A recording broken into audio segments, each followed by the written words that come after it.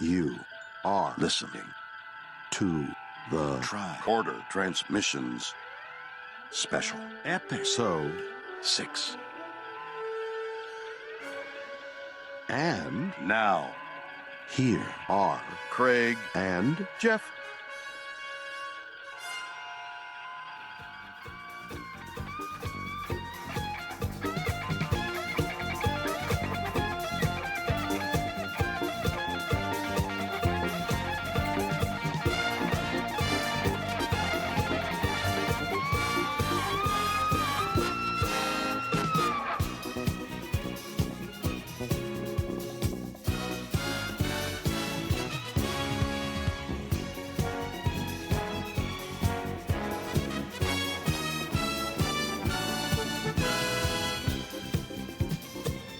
Welcome back to the Tricorder Transmissions. We are your hosts, Jeff Hewlett. And Craig Cohen. And this is a supplemental episode, and this is part 2 of our Season 1 wrap-up episode. So last week, we had a really great discussion about episodes 1 through 15 of Season 1, with some new perspectives, besides Craig and myself, some perspectives from our past guests, Jeff Ferry and Chris Ritzer. That was really cool. If you haven't checked that one out yet, please do. It's available on our website, thetricordertransmissions.com, and on iTunes as well.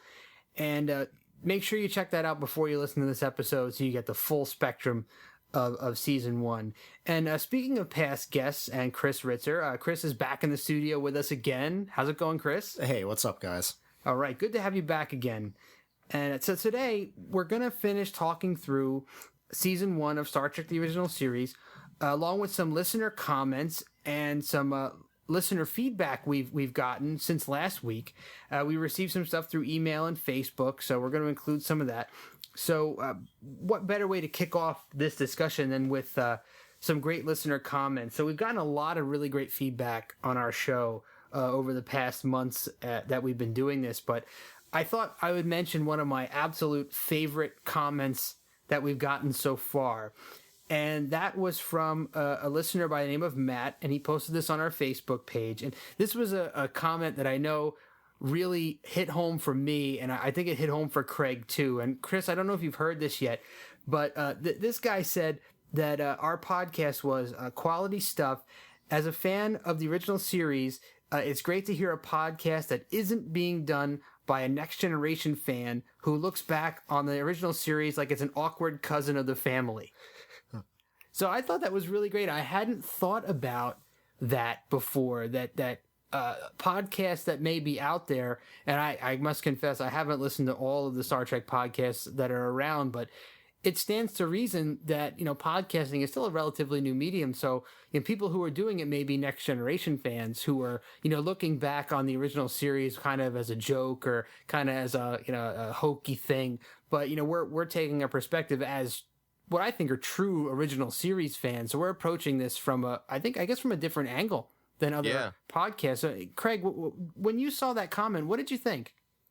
Well, I thought it was an interesting observation, and I also appreciated the fact that Matt was able to sort of decipher from, I guess, our overall comments over the course of the episodes that he listened to, that we were coming from a place where we had a true affinity for the original series as opposed to looking at it as a novelty. Yeah, and I'm glad that comes through, because I know we've said it a couple times ourselves over the course of our show, our connections and affinities with the original series, and I'm glad that shows through in what we're doing here. Chris, when you hear that comment, does that resonate with you? Does that ring true? Yeah, well, I'm originally more a Next Generation fan, but I can definitely see where he's coming from, and I don't look at the original series as inferior at all. I definitely enjoy it more than Next Generation, and it's definitely good hearing you guys when you speak about the episodes. I can definitely tell, you're like original series through and through for the most part. That's where you're coming from, and it's really good to hear. Yeah, I enjoy that. Well, thanks for co-signing on that. I've said it a bunch of times, and I don't think that there'll ever be another Star Trek series that I like more than the original series, and I grew up on it, and I know Craig grew up with it, so, it just makes this whole experience more fun. So, on to another piece of feedback from a listener. And actually, our friend of the show, Steve, I'm going to call him friend of the show, Steve, so I won't mention his last name, but he knows who he is. He's a guy that I talk to on a regular basis in the real world, so somebody that I work with, and he listens to every episode, and he always has some really great feedback for me. And I asked him if he had anything that he wanted to share for our wrap-up episodes, and he was kind enough to type up some thoughts. And one thing that he sent was a challenge, what he calls a challenge question for the group.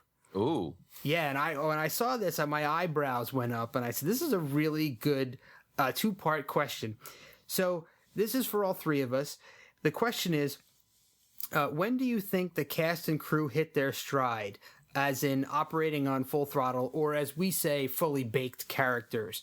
That's part one. And part two, which of the first season episodes represent that the best? That was a really good set of questions. So what do you think, Craig, off the top of your head? Oh, that's a great question. And one of the things that I think is going to trip me up here is the odd production order. Yes, I was thinking that myself. But just off the top of my head, I hate always bringing up this episode, but I think What Are Little Girls Made Of is a pretty good indication of sort of a fully baked Kirk, if you will. Mm-hmm, mm-hmm. I think in terms of Spock, it might be probably very, very close to the end of the season. Really? I might almost want to say The City on the Edge of Forever, possibly. Wow. Just because there are inconsistencies in Spock's sort of, deferring to logic That's on true. occasions. And it seems like The City on the Edge of Forever, he takes a stance, he locks into it, and he's unwavering. Yeah, yep. I can see where you're going with that. I kind of sort of agree. I wanted to gravitate on the Kirk side with you on What Are Little Girls Made Of, but when I started to try to think about Spock and some of the other characters, I started to think about other episodes that were a little bit later in the season. Like I started to think about Spock in the Menagerie a bit, although because you really get to learn a lot about Spock there. And then, of course, I thought Spock in the Galileo 7 was kind of your first real glimpse of the fully baked Spock, where he was so wrapped up in the logic. And you had that conflict where, he was attempting to... I don't want to go over too much of this episode because we're about to cover this in a minute. But I thought that was a great conflict for Spock between logic and, being a leader of humans. But as far as an episode where everyone is fully baked, because I think that's what Steve's really getting at, where did they hit their stride? I would say somewhere around the middle of the season. But what episode represents the entire crew at their best? Maybe Space Seed? Well, see, the tough part is what episodes have the full crew in them.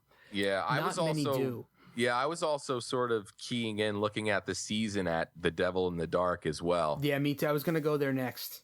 Yeah, I was going to go there next. So, but even Devil in the Dark doesn't have everybody in it. So if you want to hit all of the characters in their fully baked personas, I'd have to go with either Space Seed or City on the Edge. But City on the Edge doesn't have Sulu in it. Yeah, for much of it. That's a good point. It's really tough. Yeah, but to be fair to a crew member who hasn't even shown up yet, is this a debate we're going to need to have after Chekhov joins the crew next season? Yeah, and then he doesn't really get fully baked until later in the season, too, because you're going to get that whole Davy Jones wig thing for a while. Well, he grew out his hair, yeah. Yeah, but I'm going to say, for my answer, I'm going to go with you started seeing fully baked characters about mid-season, Kirk a little bit earlier than Spock and McCoy, and I think if you want to get a really good flavor for what everybody is like, I think Space Seed is probably your best bet because you're going to get to see everybody. You're going to get your Uhura moments, you're going to get your Scotty moments, Kirk, Spock, and McCoy, of course, because pretty much everybody is represented, and they have enough of a role in the episode where it's not just Uhura talking communications with a thing in her ear. So she actually has that whole scene where she gets smacked. So, I want to save some of this conversation for later, but my answer is probably going to be Space Seed for where you get to see the full crew in their stride and their fully baked forms. Chris, what about you? I have to agree with what you said. Space Seed, I think, is where things really started coming together for everyone. Except, I guess, Sulu wasn't in that episode, I don't think. That's a good point. But it's tough. Yeah, Sulu, he was missing in a lot of episodes, it seems. So yeah. It's but tough I think to pick a first season episode for this. Yeah, I guess for the big three, though, and even, like Uhura and Scotty, I think, Space Seed is a good representation of all of them. And Devil in the Dark as well. Devil in the Dark is great for the Trinity plus Scotty.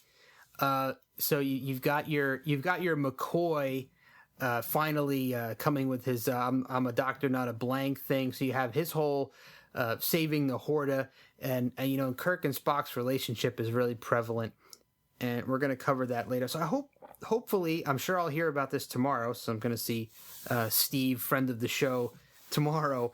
So I'm sure he'll tell me if this answers his question well enough. But I hope that was good enough for Steve. So let's get into this episode. So we left off with a conversation about shore leave, which was the 15th episode. That's where we broke. So we're going to start with episode 16, the Galileo 7. And this episode is really a Spock-centric episode. This one focuses on Spock facing some difficult command decisions when his shuttle crashes on a hostile world populated by a barbarous giant civilization. So, Craig, I think we both went essential on this one. Yeah. Do you recall your reasoning? I think it probably dovetails back into what we were talking about in regards to how strong the Spock character is in this episode. So I think for me, it's a Spock. And also, this was our first real shuttlecraft action as well, right? Yes. This was the use of the shuttlecraft, I think we both said. So I think that's important, too. I mean, that's a major piece of tech in the Star Trek universe. Yeah, the shuttlecrafts, I think, are almost a character in their own right. Just like the Enterprise is kind of a character, right? So I think that the shuttlecraft is definitely a big essential piece of this, the heavy use of the shuttlecraft. And, of course, the character building for Spock. And I think that this episode, one of the reasons that I voted essential on this episode was because it kind of answers a question that you may have been building in your mind all through the first season as a viewer, thinking to yourself, well, Spock is really intelligent. He's got these abilities, physical abilities that are much more capable of dealing with the harsh environs of space and alien life forms. He's got his nerve pinch, he's got his mind meld, he's got his physical strength, he's got his mental prowess. Why is Spock not the captain of the Enterprise? And this episode really gives you a good indication of why he's not in command. He's a great first officer, but when you put him in a command scenario, it's not the best suited. His personality is not the best suited for leading a group of people, because as it proves out in the episode, logic can't always solve the problem. What do you think, Chris? Yeah, he becomes a bit too logical for his own good. He keeps second guessing himself, and it's cool to see that. And I think a lot of it has to do too with because he's half human. So you have the logic conflicting with the human side, and he has issues with it. Yeah. So yeah, this is definitely an essential episode. Really good watch. And there's something I'm curious about. Is it just me, or are there a lot of officers in Starfleet that are somewhat insubordinate, or they love to question orders? That was part of this episode that really stuck out. Yeah, because they don't pull any punches on Spock. They are, especially there's two officers there who are really quick to judge Spock and almost want to mutiny. Yeah, they eventually wind up following his instructions, but there's so many parts of the episode where Spock kind of makes the wrong decision, and it really comes back to bite him. So and these guys have their faith in Spock just decreases and decreases and decreases. But of course, Spock winds up being the hero at the end of the day. But it was a very challenging scenario for Spock to be in. Our friend Matt on Facebook actually disagrees with us on this episode, which kind of caught me off guard a little bit.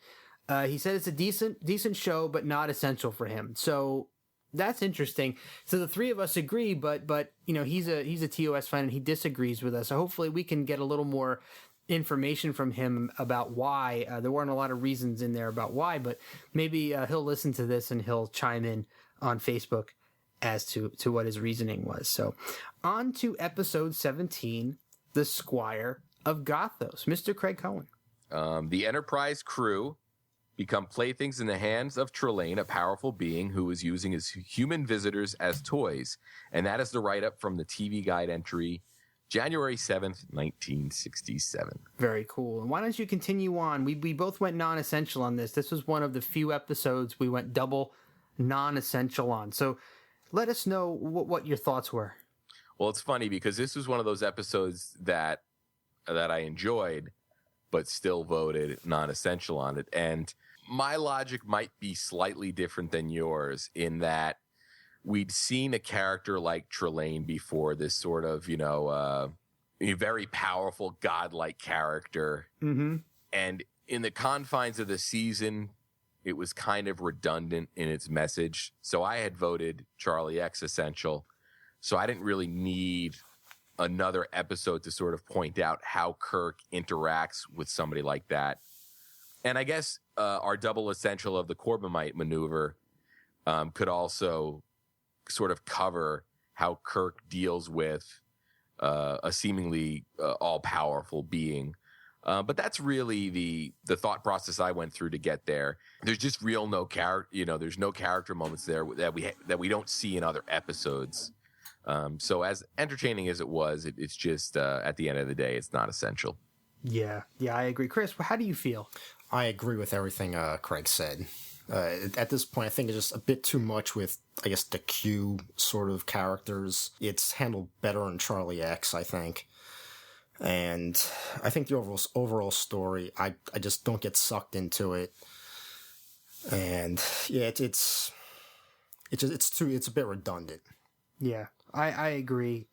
Trelane, as funny as the Trelane character is, and as good of a portrayal as we got, he wasn't particularly enduring for me. He's not one of the villain characters I think of when I think of Star Trek. And like Craig said, not much character development to be had here. So that was definitely a non-essential. So this is one of those episodes we have some comments from Mr. Jeff Ferry on. So let's listen to what Jeff Ferry has to say about this.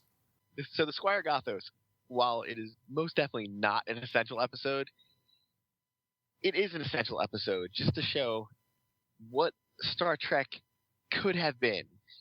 That could have been Star Trek if it was in worse hands. That could have been what it was every week.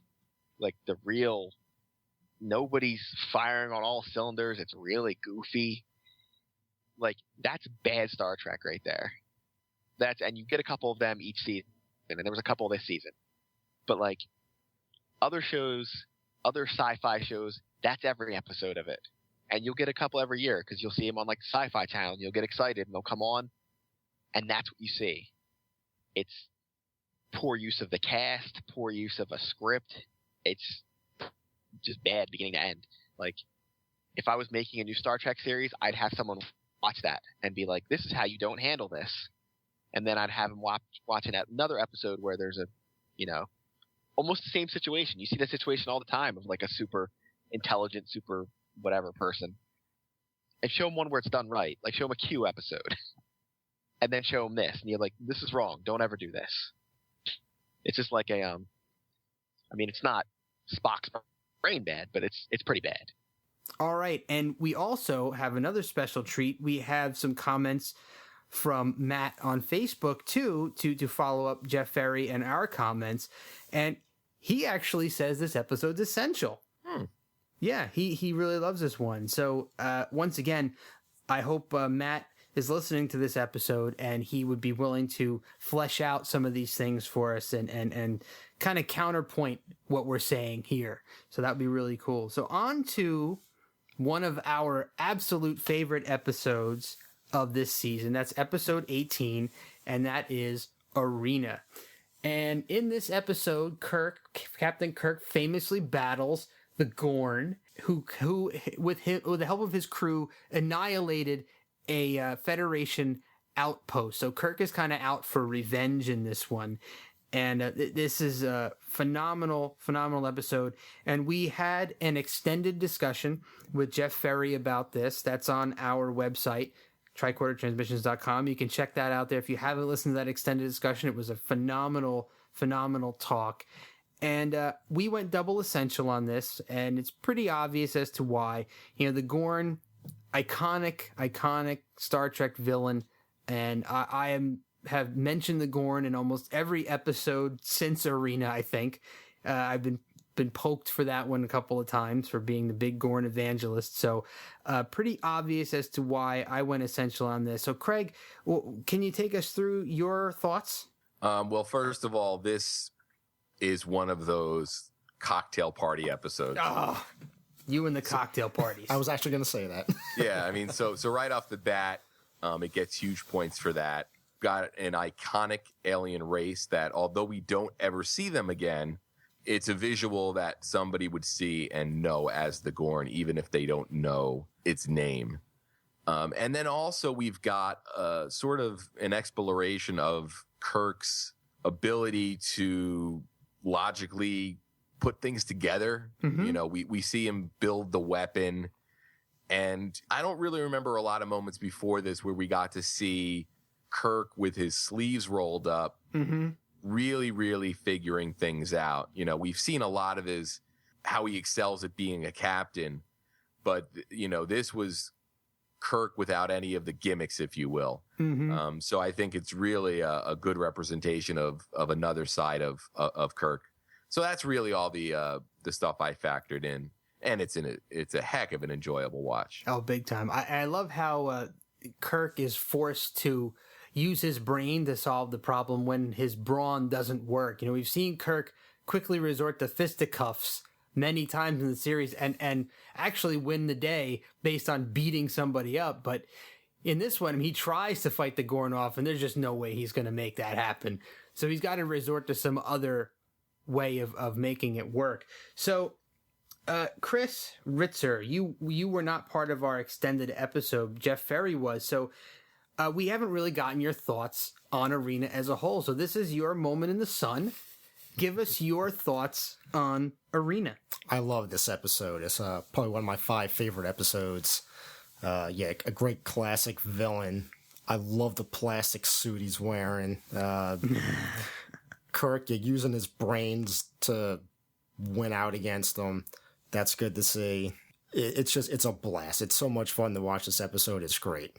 Yeah, definitely awesome. And we got a little comment from our friend of the show, Steve, on this one as well.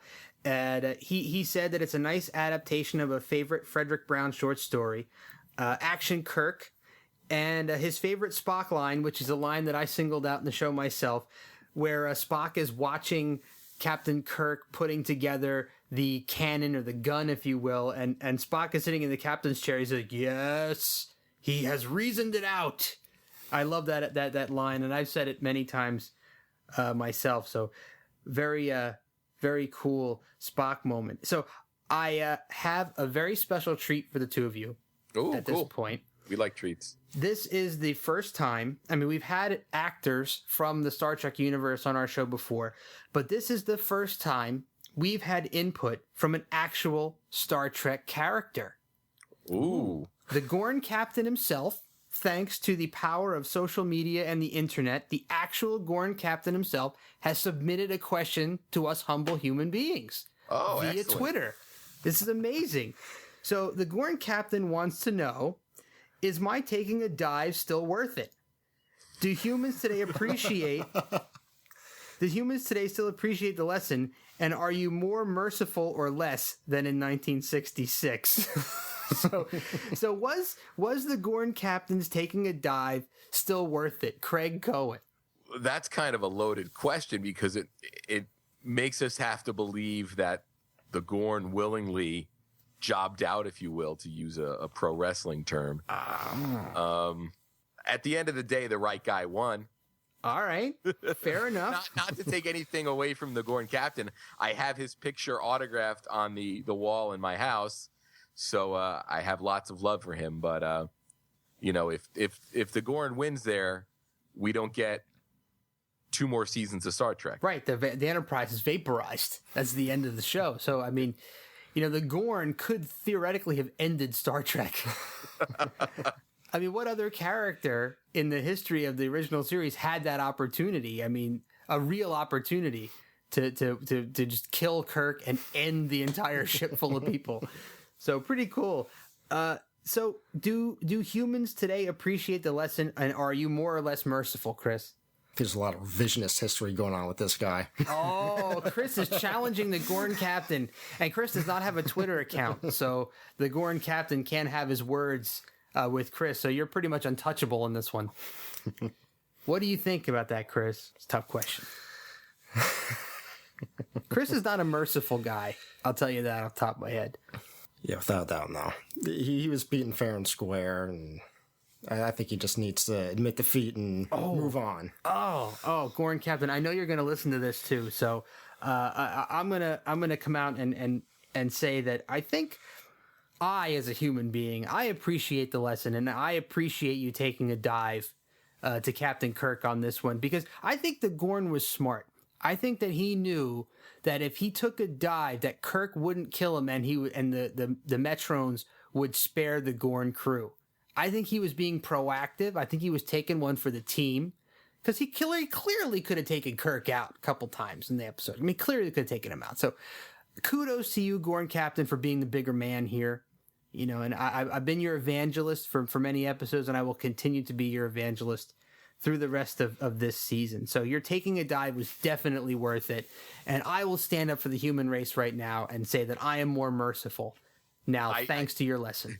I don't want to cut your legs off here, Jeff, but you said he was the better man. He is. Well, he's a male of the Gorn species. Okay. So he's the Gorn captain. I just want to make sure that we don't, get him angry referring to him as a... understood, right? It's like same thing as saying Spock is very human.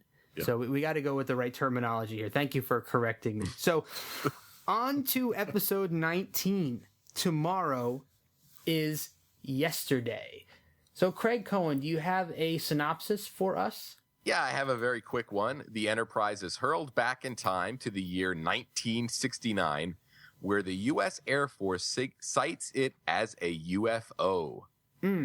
This is pretty memorable, this episode.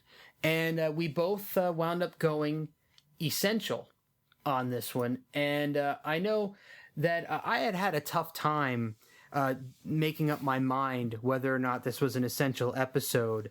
But I think we wound up talking each other through that and coming up with the conclusion that it was essential. And for me, one of the big reasons that I remember talking about was that it established a often reused time travel method in Star Trek, which was the slingshot around the sun, which the entire Star Trek IV, The Voyage Home, was pretty much based on that premise, that they could do a controlled time travel by slingshotting around the sun with some mathematical calculations by Mr. Spock on when to start, how fast to go, and when to stop, and all of that. So that whole premise had its genesis in this particular episode. So, Chris Ritzer, do you agree with us that this is essential or no? No, I feel not essential on this one.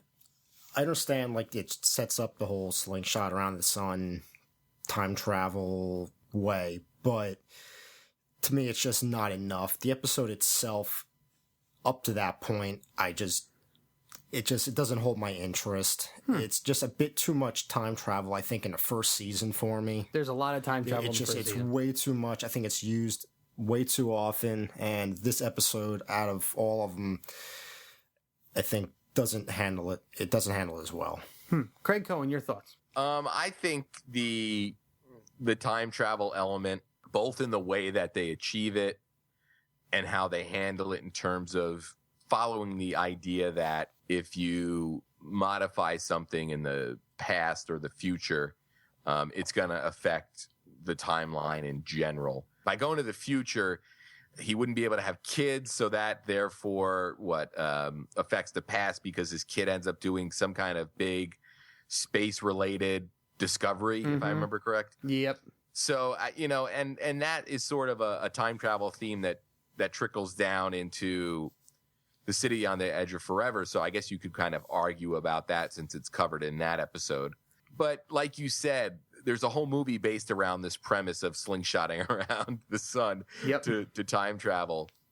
So I think that's really where I make the connection. And, as mentioned on part one of this, one of the essential ingredients for me was, new tech or new ideas that sort of have a long-term impact on the Star Trek franchise as a whole. Definitely. So we're definitely on the same page with that. And I've got a comment here from a friend of the show, Steve. Steve says, one of my favorite episodes, thank goodness it was deemed essential. 1960s space program, time travel, and the 2-digit analog backwards clock, which we mentioned on the episode as well. So great way to wrap this one. And on to the Court Martial, episode 20. And in this episode, Captain Kirk is accused of criminal negligence causing the death of one of his subordinates, Lieutenant Commander Benjamin Finney, and is put on trial for his murder. So this was another one of those currently rare double non-essential episodes. And I think we both kind of came up with the same reasons on this, and it was really a lot about how there wasn't a lot of character development that we didn't already get or wouldn't get elsewhere.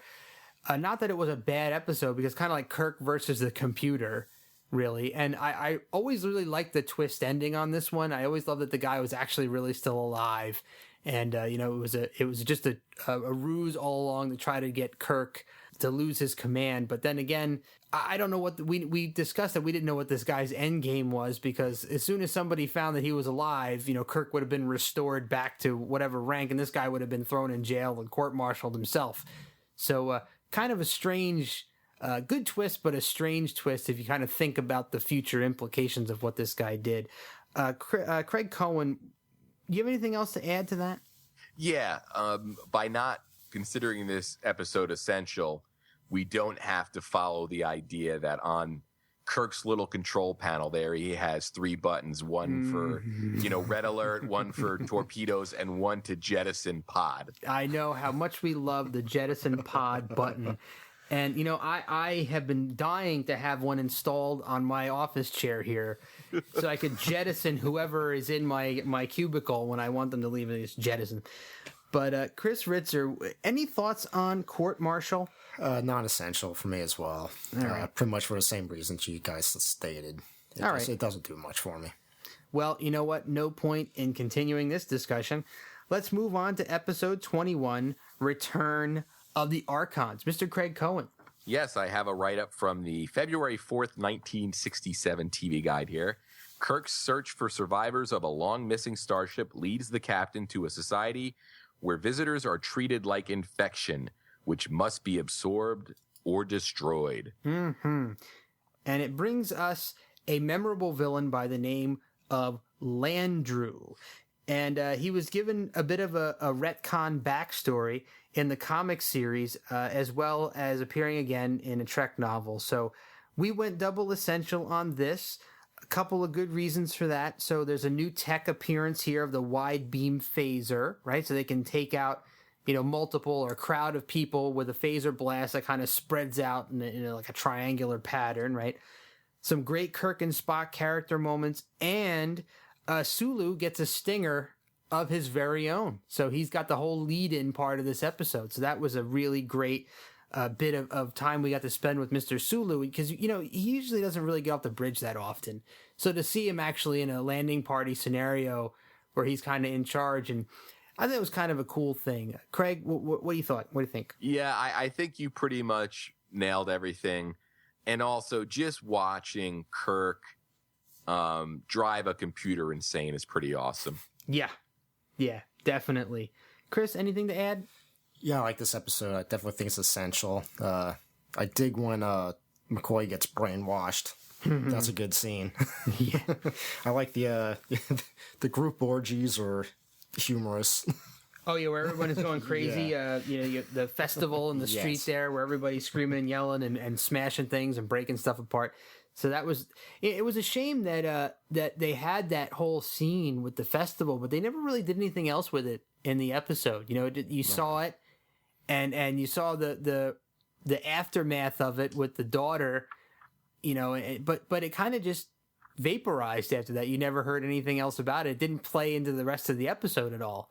So that was kind of a strange thing to add in and then kind of just leave the audience hanging. You'd think that would be something that would come back again. So, well, the next episode that we have to talk about is pretty heavyweight. So that is a Space Seed, episode 22 of Star Trek: The Original Series. And I think that Craig may have a better synopsis than I might have for this one.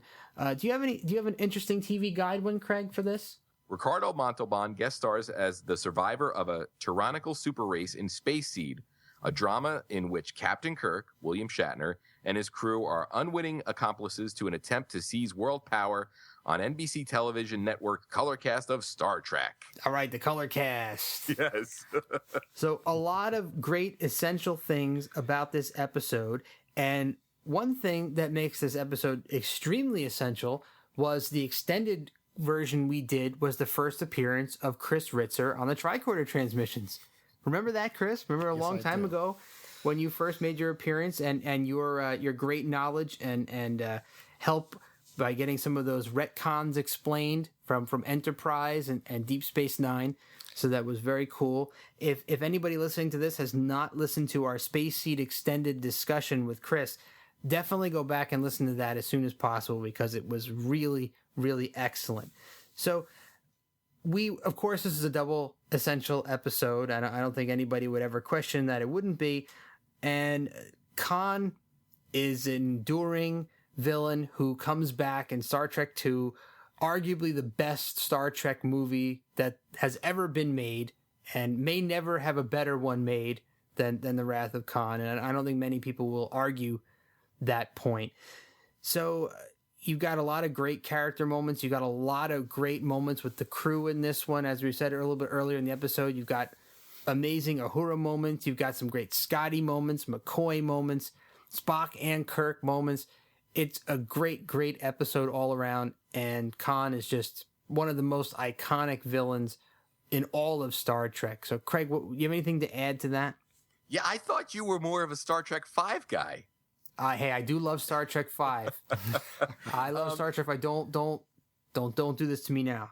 We got to wait until later to discuss this because I don't want to put this all out there yet. On top of everything you said, I mean, this is one of those episodes that cannot be denied. It's an episode of the series that if you're considering what episode to show somebody that's never seen the show before and you want to get them hooked on the show, this is one of the episodes that you sort of consider showing them. And it's great in the fact that after they love it, you can say, hey, now we can go watch Star Trek II, the full-length motion picture that happened 15 years later. So, on top of everything else you said, this is just one of those episodes that's way, way, way too iconic to not be essential. Yeah, totally agreed. And Chris, I anticipate that you wholeheartedly agree with this. Oh, yes, this is the quintessential Star Trek episode. It's fantastic from start to finish. Iconic villain, great character moments from everyone. Sets up Wrath of Khan, like you said, which is a great movie. Khan is he's a great villain. He's so much fun to watch when he's on screen. And I love just everything about it. It's just a great episode. All right. So once again, we have an extended discussion of this where we go really, really in depth on Khan and a lot of the things that happen after Khan and Khan's backstory. We cover pretty much the whole gamut. And Steve, friend of the show, praised our coverage of this episode. So you got a co-signer out there in listener land as well. So please go ahead and check that out. So moving along to a taste of Armageddon. Mr. Craig Cohen. Let's see here. On a diplomatic mission, not to Alderaan. I went there. The crew visit a planet that is waging a destructive war fought solely by computer simulation. but the casualties, including the crew of the USS Enterprise, are supposed to be real. And this is another double essential episode for us. So, Craig, can you take us through what your reasons were? I think for me, if memory serves, and this is an episode I haven't thought a lot about prior to sitting down to talk about this today, but I think this is really a showcase for, Kirk in one of those unwinnable scenarios, and how he really, really operates as a captain. At the same time, I think we also get some just incredibly awesome Spock moments that are a lot of fun. And you also have guys wearing hats that look like soft serve swirly ice cream. Yes, you do. I'll throw a few more comments on the pile here. Please. And say that this is also a great episode for Scotty. So, you have Scotty in command. Oh, right. Of yes. the Enterprise. And, he's standing up to this diplomat who, pretty much threatens to end Scotty's career because Scotty's being insubordinate and saying, listen, I'm not going to lower the shields, man. You can, I'm in charge. I'm not lowering the shields until the captain tells me to. So he really sticks it right back in the guy's face. And I have to say, I really loved that Mr. Scott moment. So you really got a taste of how loyal he was to Kirk and how loyal he was to that crew, that he was willing to give up his career to do the right thing. He went with his gut. So great Scotty stuff. And this is where you see Mr. Spock able to mind control somebody through a door. So that was kind of neat too. One of Spock's other mysterious special powers, right? So we get to see that again in another episode in a little while, but this was where, you realize Spock doesn't have to touch you to be able to use his powers, his mental powers to manipulate you. So really, really cool stuff there. Chris, anything to add to this? I was going to say non-essential, but I totally forgot about a lot of things that happen until you guys mentioned it. So yeah, it is an essential episode. There's a lot of cool things that happen in it. I totally forgot about Scotty, pretty much take control of the Enterprise and doing what he has to do and being totally loyal to Kirk. I forgot about, the mind meld through the wall. And just the overall idea of the story is really cool too, I think. Yeah. How they declare how the war is going with the planets, how they battle. It's a cool idea. Yeah, great social commentary on this episode as a whole, because it was a kind of a parallel to what was going on, a commentary on what was going on in Vietnam, where it was kind of inspired by the death tolls being announced on the TV news and the radio news. And I can imagine that would be kind of a desensitizing thing. I mean, you're hearing about these thousands and thousands of people who are dying in some far off land on the radio, kind of like matter of factly. So when you see these people on these planets who are essentially waging war and killing each other, but the rockets and bombs are not killing people, it's just the computer saying, 10,000 people have died, and then you march those 10,000 people into disintegration chambers and kill them. So a lot to think about on this episode, and really great social commentary about the folly of war in general, I think. So double essential. Let's move on to episode 24, This Side of Paradise. And in this episode, the Enterprise crew finds happiness at a colony where alien spores provide total contentment. And this was a double non-essential episode. And I will go right to some comments made by Steve, friend of the show, where Steve says, "This is a guilty pleasure episode of mine, and I'm sorry this didn't make the cut. I always enjoyed seeing Spock's other side, and interesting as the second episode this season, After We're Little Girls, where Kirk very quickly comes up with slurs against Mr. Spock," which is true. This is really the second time where Kirk uses intergalactic racial slurs against Spock. So, the first one, when in What Little Girls or What Are Little Girls Made Of, what was the line that he embedded in his clone? Something you half breed, your half breed interference. I've had enough of your half breed interference, or something like that. So there was the first one, and then in this episode, he slings a ton of insults at Spock in the transporter room to get Spock to become angry and therefore override the influence of the spores. So that nice for Steve to bring that back up again, because I had kind of glossed over that. But as great as the Spock moments were in this episode with his emotional side and falling in love, and there are some good Sulu points in this, but I didn't feel like there was enough to mark this episode essential. And Craig, you had agreed with me pretty much. Yeah, there's nothing here that we see that we don't see done more effectively on other episodes that are essential. And it's funny because, we have Steve who kind of disagrees with us, and also Matt on Facebook also says this is an essential episode. Lovely locations and great to see Nimoy emote. So he felt that it was essential as well. Chris Ritzer, tiebreaker? This episode is a lot of fun to watch. I'm torn on this one. Because it's really cool seeing Spock getting all emotional and seeing him fall in love and then getting all pissed off at the end of Kirk. And they get into a fight at the end too, don't they?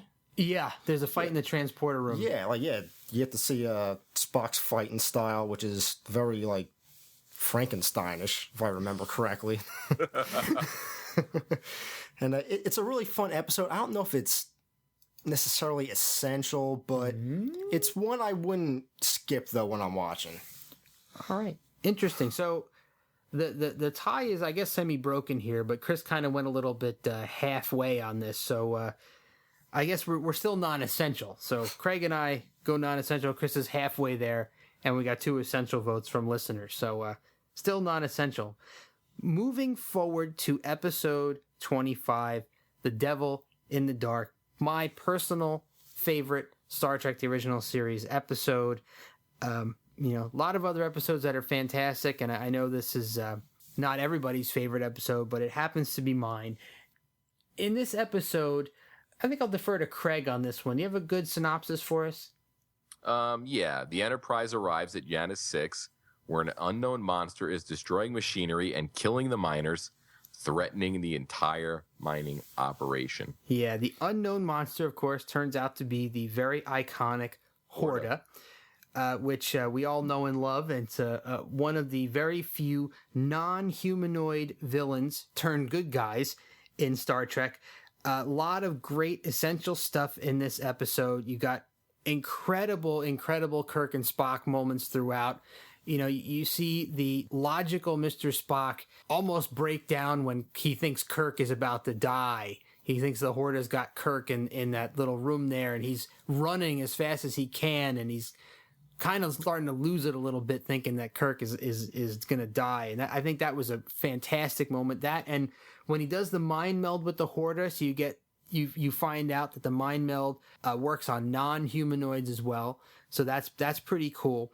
And you also get the introduction of the staple Dr. McCoy, I'm a doctor, not a blank. In this one, it's I'm a doctor, not a bricklayer. When he's trying to help the Horta out by troweling cement or what was that, some kind of silicone or some kind of building material they had on the Enterprise they shipped down for him. And I think, I don't have any firm confirmation of this, but I think The Devil in the Dark has the most on-screen red shirt security guys in the same shot. I think there's 7 or 8 in one shot, security red shirt guys all lined up. Yeah, I remember that. I think that's pretty significant. I don't recall ever seeing more than that in a single shot. Yeah, that was like a poster-worthy shot. Yeah, absolutely. So, Craig, anything to add to those notes? On top of that, it's also, depending on, I guess, what day you catch him, William Shatner's favorite episode. It is. Well, yeah, so he says. So if an episode is that high on a list that Shatner has of episodes, it's hard to argue with him. But at the same time, I think on top of what you said, you also have sort of a cool little change of heart, if you will, from some of the attitudes that Kirk held earlier in the season. Right. Which shows character growth over the course of the season, which is something that, a lot of shows that have what you could call a loose continuity wouldn't really concern themselves with. Good observation there. Good observation. And another thing that bears mention on this, and we did cover this in our episode, is that during the taping of this episode, Shatner's father had passed away. So there are some scenes that were filmed without Shatner, using stunt doubles. And for Shatner, he cited this in some interviews that this episode is really special for him in one of his areas, specifically because of how close he was with the rest of the crew and how they helped him through that tough time. So I think that's really a great underscore for this episode as well. Chris, what are your thoughts on Devil in the Dark? I don't think we've ever talked about this. Yeah, this is an essential episode. Usually when I do a rewatch and I get to this episode, I forget how good it actually is until I start watching it. I love you get to see McCoy getting his masonry on. Great interaction between Spock and Kirk. Scotty, he's holding the plant together there for a while. Mm-hmm. It's a really cool episode. Yeah, and the only episode in the original series that has a stinger with no characters from the Enterprise in it. So the stinger for this episode features only the miners. There are no Enterprise crew members in the stinger. It's the only time this ever happened. So another really significant piece.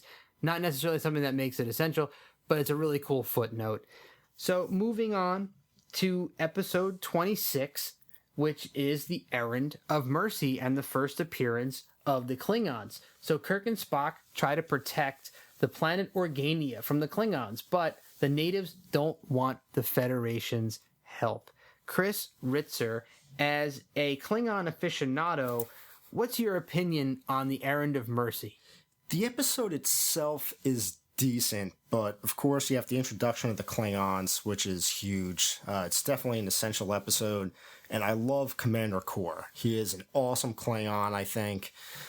He's definitely a good villain to go up against Kirk. They seem to be almost on equal footing, I think. They're both really good warriors, and also, Kor actually pops back up eventually in Deep Space Nine, too. Yep. So you get this, that's kind of cool to see that. He actually shows up with all the other Klingons that show up in the original series. But back to this episode, it's good for the introduction of Klingons. It's not the greatest episode in the world, but it gets a job done, and it's still an essential episode. Yeah, I think this episode, thankfully, as the introduction of the Klingons, gives you a pretty good idea of what they're like. And it also implies that the Federation and Captain Kirk in particular and the Enterprise crew may have had some interactions with the Klingons prior to this that we as an audience were not aware of at the time, because Kirk seems to have a lot of knowledge about what the Klingons do and what they're capable of and what living under Klingon rule would be like. So it gives you the distinct impression that there's a deep history here that they already have experienced. And, Kor, I think Commander Kor is really fun to watch. I love the performance.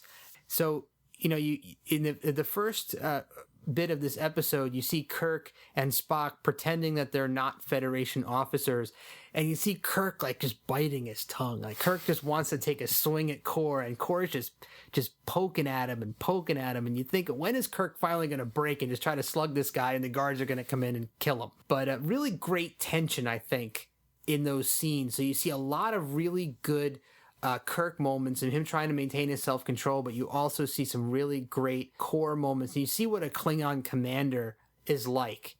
So, Craig, what were your thoughts on this one?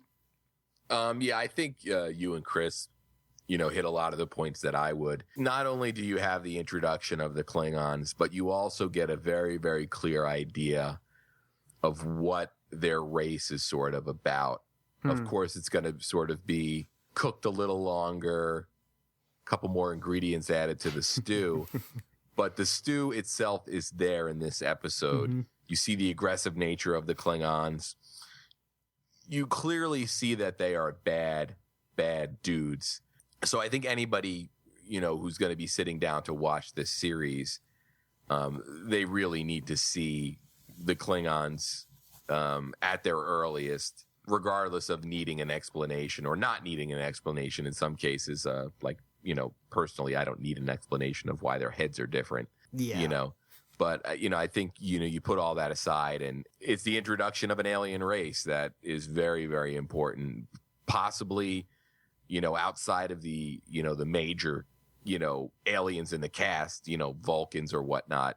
The Klingons are probably the most utilized over the life of the series. Yeah. Although I Chris might be able to answer here. I'm not sure if the Borg give them a run for their money yet. Good call. As far as being utilized? Yeah, well, it seems like the Borg have pretty much, with the exception of the original series, their stink, if you will, is pretty much on every other series. Did they show up on DS9? Yeah, DS9, that's when the Klingons really get fleshed out, I think. It starts in Next Generation with Worf, then Deep Space Nine, starting in Season 4, you see them pretty much all the time. They really get fleshed out, and it's a lot of good stories come from the Klingon point of view in that series. There's a lot of good episodes there. Were there any?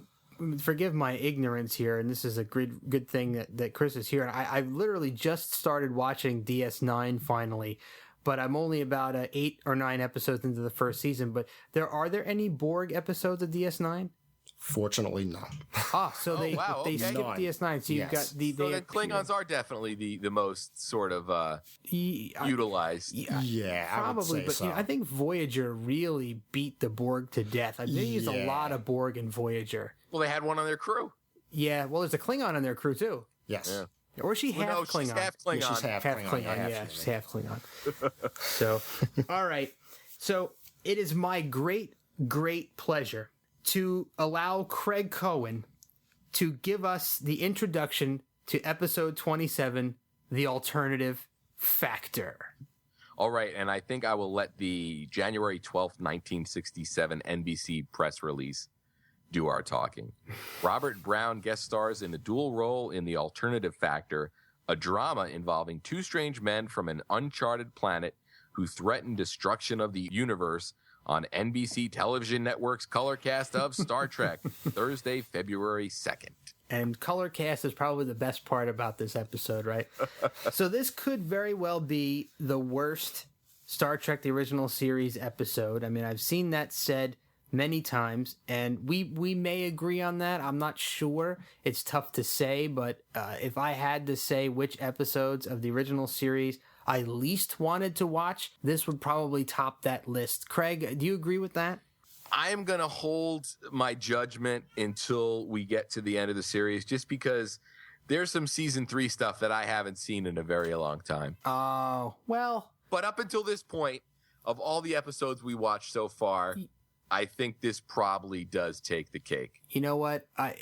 As much as I would like to defer my vote until after season 3, I can tell you without any hesitation that I would rather watch Spock's Brain than watch The Alternative Factor, to be honest with you. At least Spock's Brain to me was entertaining. I could at least kind of chuckle along with some of the stuff that happened in it, but The Alternative Factor, it's so confusing.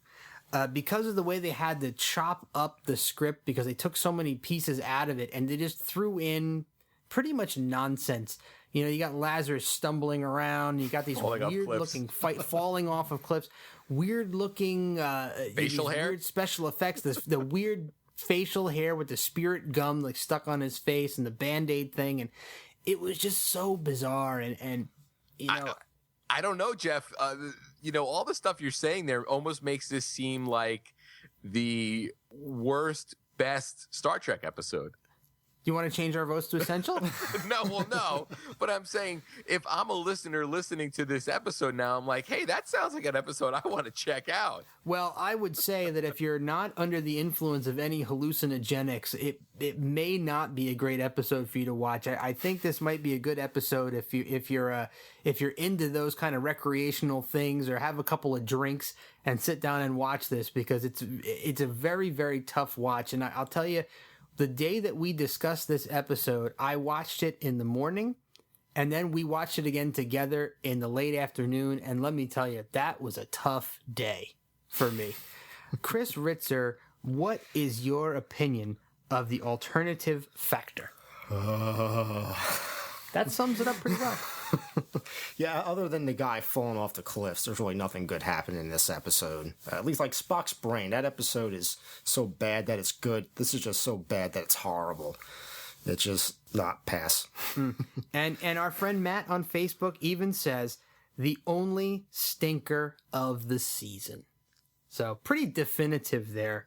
And as much ire as we slung at Miri, I think the alternative factor easily knocks Miri out of that slot for worst episode of the season, if not the series. So let's move on to what is the most popular and most beloved Trek episode of the entire 3 seasons, episode 28, The City on the Edge of Forever. So after taking an accidental overdose of cordrazine, Dr. Leonard McCoy goes back in time and changes history. And I don't think that line is enough to really encapsulate everything that happens in this episode. And this is another one of those ones that is so iconic that we did an extended episode with April A. Bear. It was a heck of a lot of fun, and I think the discussion that we had is phenomenal. Craig, I think you agree with that. And anybody out there who hasn't listened to that, please go listen to it, because this is April's favorite episode. You get to hear a lot about her feelings about it. It's where she watched it as a child, her crush on Captain Kirk. Very worthwhile thing to listen to. So we talk a lot about Kirk's past loves. We talk about time travel, the repercussions of things that happen in the episode, all kinds of great stuff. So definitely head back and listen to that. A lot of things to like about this. Craig, can you give us a rundown of why you voted essential on this? Well, again, and I'm going to become known as sort of the cocktail party guy. Oh, you and these cocktail parties. But again, this is another iconic episode that, beyond the fact that it's awesome and amazing, it's an episode that people know and people talk about. It is. At the same time, you have a really, really, really intense focus on Kirk and Spock and their relationship. You also see Kirk meeting, interacting, and falling in love with his soulmate, and ultimately making a decision that a lot of people are happy to never have to make. And you also have an iconic science fiction writer as the author who kicked up a lot of dust after this episode aired and continued to kick up dust for the last 40 years. So, you wrap all that up, for me, that's really, what makes this essential viewing. Yeah, definitely agreed. And you know what? I have to say that Star Trek really threw a bone to men with this episode, because men who are Star Trek fans, if you have a girlfriend or a wife that you're trying to get to watch Star Trek, lead in with this episode. Worked like a charm for me. For some reason, this one so resonates with the ladies, and it's a great way to get them to start watching Star Trek. Do you agree with that, Chris? Yeah, I would agree with that, yes. I think this is an essential episode, but to be completely honest, I think it's also the most overrated Star Trek episode. I like it. It's a good story, but I think the story could have been told on any other show on TV for the most part. Yeah, and that's a fair assessment. It is. And it's just, once again, it's like another time travel episode, which it seems to be just a few too many of them. It's a really good episode, don't get me wrong. It's just, I wouldn't put it in my top 10 episodes. It might not even make my top 20. So I think there's a lot of episodes that are better than this one. Oh, I'm clutching my chest. Oh, April, if you're listening to this, please switch this podcast off now. We'll have to send April a special edited version. Yeah, we're definitely going to have to put a special version together for her on this one. So, quickly, comments from friend of the show, Steve. Steve says, all the best elements of Trek in one terrific package. Kirk and Spock in action, believable Kirk love interest, maniac, Dr. McCoy, time travel, fate of the universe at risk, and the coolest talking rock ever. So I think he means the Guardian. Yes. On that one. And he actually posed a question to us about this one. This is kind of a tongue-in-cheek question. he said, now thinking back on the episode when the Enterprise crew beams down to this planet, the Guardian says that he's been waiting millennia for someone to show up. So Steve pontificates that after waiting for millennia for someone to show up, wouldn't the Guardian need to clear his throat before speaking? So yeah, possibly. He's probably pretty parched. It seemed pretty dusty and dirty down there. Yeah, but at the same time, if I'm at home all day and I haven't gone out and I haven't interacted with other people, well, I do have a cat who I talk to, but even before the cat, there were times where I'll say this without painting myself as possibly, out there, but I've been known to sing out loud to myself or talk in general. So maybe that's what the Guardian did to sort of amuse himself. Maybe he ran through like his favorite Woody Allen movie lines or, his favorite Perry Como songs, stuff like that. Well, I guess he did have access to all of history. Yeah. So, he definitely could have gone and listened to some of the best music, right? He could have watched the best plays and the best movie, read the best books. So maybe he was talking to himself for all those millennia, right? Could he feasibly have gone forward or backward in time and talked to himself? Ooh, well, I mean, or is he just the Guardian? He's not really a part of time. Yeah, that's a good question. I wonder if, I don't know. That's a good question. Sorry, I'm trying to think of a way that the Guardian could kind of uproot himself and jump through his own portal, but I don't think that would happen. I don't think he could do that. But, all right. There's got to be some Guardian fan fiction out there. Guardian fan fiction. That's got to be right up there with Gorn fan fiction. Yeah. So we won't go back into Gorn fan fiction again. Fun question. Yeah. So Matt on Facebook agrees. Not much to say. Undeniable classic. So I don't see. I was a little taken aback by Chris's comments, and I have to say I wasn't expecting that, but. Interesting to hear that there are some differing perspectives. And to round this part of the conversation out, we have some comments from Jeff Ferry on this. So let's hear what Jeff has to say. I just listened to you guys. You covered the city on the edge of forever.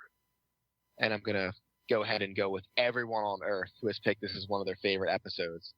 I mean, it's a great episode from beginning to end. It's got a great guest star. Like, there's real stakes. Obviously, you guys point out unbelievably real stakes since the fate of the entire world and the Federation's on the line. But like there's real personal stakes for Kirk.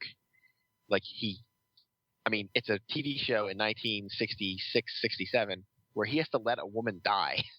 He has to let a woman get run over in traffic at the end. Like that's your big ending.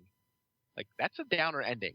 That is not what you usually see. I mean, I'm sure they went back to the ship and they had a good laugh at the end like they always do, but like that was like that's why that show was so great. Like they would take chances like that. Like, and I heard you guys mention it, like that seems like a movie.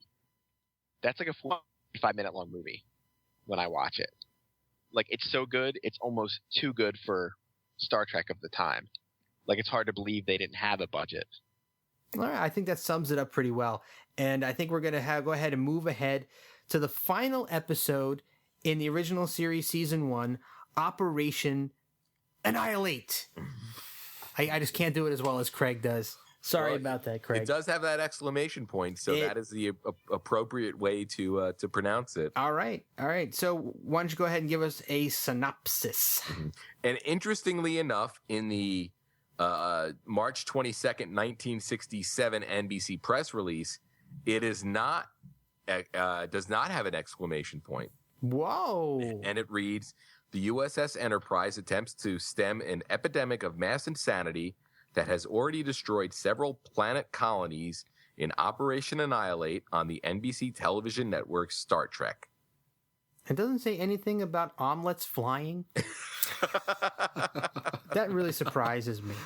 So double essential vote from us on this one for quite a few reasons. So Spock, again, another miraculous superpower, inner eyelids. Who knew?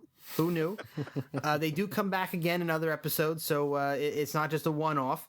And, you get some really great shots of Spock showing off his extreme strength. So he's holding off 4 guys trying to hold him down, and he's still able to overpower him a little bit. Yet another rare non-humanoid alien. So you get the flying omelets. So they're actually brain cells, by the way. And they're flying giant brain cells. And you got some really good Trinity moments between Kirk, Spock, and McCoy on this one. So, you got Kirk, really pushing McCoy hard for a cure. You got, Spock, putting his life on the line and losing his sight. And as Craig and I had pontificated during the show, if this series were made today, this would have been like a season-ending cliffhanger. And as soon as Spock walked out and said, "I'm quite blind," that would have been fade to black. You're waiting 6 months for the conclusion to this. Fortunately, we didn't have to deal with that. So, Craig, what else do you have for us on this? Just adding to what you said in terms or tied into sort of Spock's intense physical strength, he's also showcases an incredible intestinal fortitude here, where he's got the cells running throughout his body that he is, struggling to hold back. And you see that Spock is in an incredible amount of pain. Yeah. But he's able to fight it and work through it and keep it at bay. Mm-hmm. And it's clear that this is not something that a human could do. So I think that is a really important aspect of his character, is just the mental strength and the intestinal fortitude that he has. And I also, on a personal level, just really love any time that the show shot on real outdoor locations. Yeah, there was some really great outdoor stuff that went on in this episode. And neither one of us has mentioned yet that this episode introduces Kirk's dead brother. Yeah, mainly because it's never really brought up again. Yeah, no. But that was one of the reasons that we cited, or at least I cited, that it was essential, as you got to hear a little bit about Kirk's family. And that he did have a brother. And although it isn't mentioned again, it's nice to know that he did have a brother. So Matt on Facebook calls this an essential episode. Great locations, good interplay between the 3 main characters. Chris Ritzer, your opinions? Essential. Pretty much for the same reasons you guys stated. Good interaction between all the main characters. It's good to find out a bit about Kirk's family. The flying omelets. They're fun to watch. Good villain there. Yeah, it's a good ending to the first season. Good, solid episode. And it definitely got you pumped, I think, for a second season.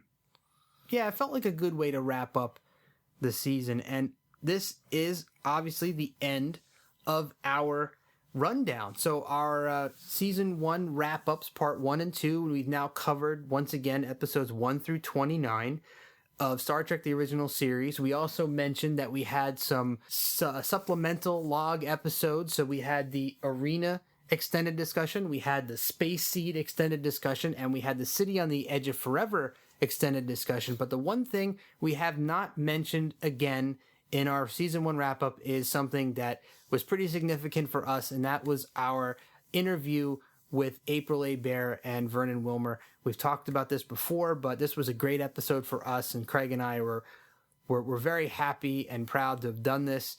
And Craig has said that this is the definitive Star Trek The Experience interview, right, Craig?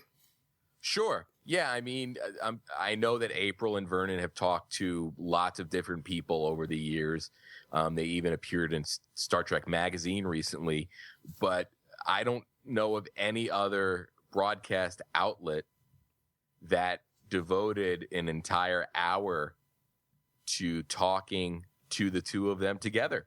Mm-hmm. And it was an amazing interview.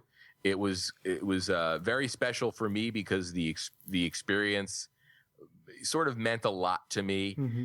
And we also, made some Vegas friends. Yeah, we definitely did. And the experience was a place that Craig and I had been together a couple times and separately as well. And after we did the interview with April and Vernon, Craig and I we go to Vegas every year.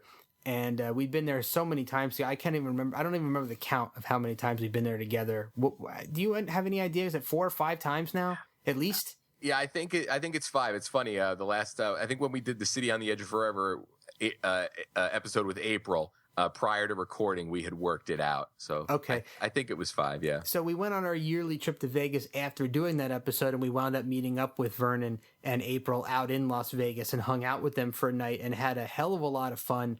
Just kind of talking about Star Trek and getting to know each other better. And they're great people.